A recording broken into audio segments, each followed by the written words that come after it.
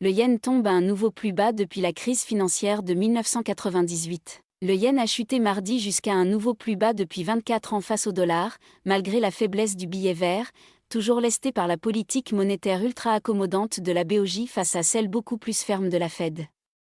Vers 15h10 GMT, 17h10 à Paris, le billet vert prenait 0,79% à 136,15 yens, après avoir atteint 136,33 yens, un plus bas depuis la crise financière de 1998 au Japon.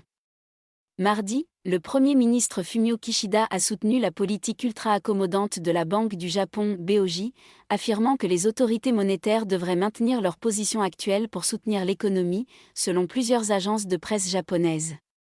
Un yen bon marché serait plutôt positif pour l'économie nationale largement tournée vers l'exportation. C'est la BOJ qui est à l'origine de la faiblesse du yen, allant à l'encontre de toutes les autres grandes banques centrales à l'exception de la Chine, explique Neil Wilson, de Market.com.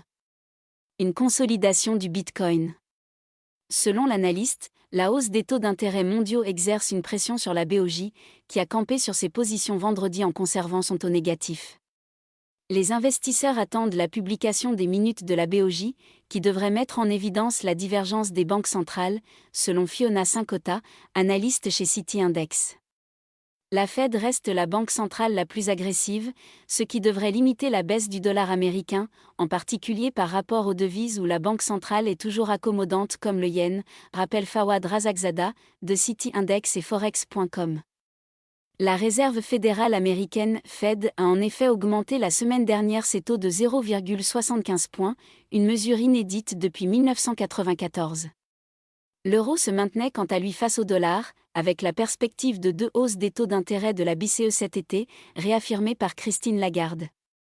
Vers 15h10 GMT, l'euro gagnait 0,43% à 1,0556 $. La présidente de la Banque centrale européenne Christine Lagarde a réaffirmé lundi l'intention de la BCE de procéder à 2 hausses des taux d'intérêt en juillet et septembre, les premières depuis plus de 10 ans, lors d'une audition devant le Parlement européen. Du côté des crypto-monnaies, le Bitcoin reprenait son souffle mardi, se consolidant au-dessus des 20 000 $. Cependant, le risque d'un nouveau repli ne peut être exclu, affirme Ipek Oskardeskaya, analyste chez Swissquote.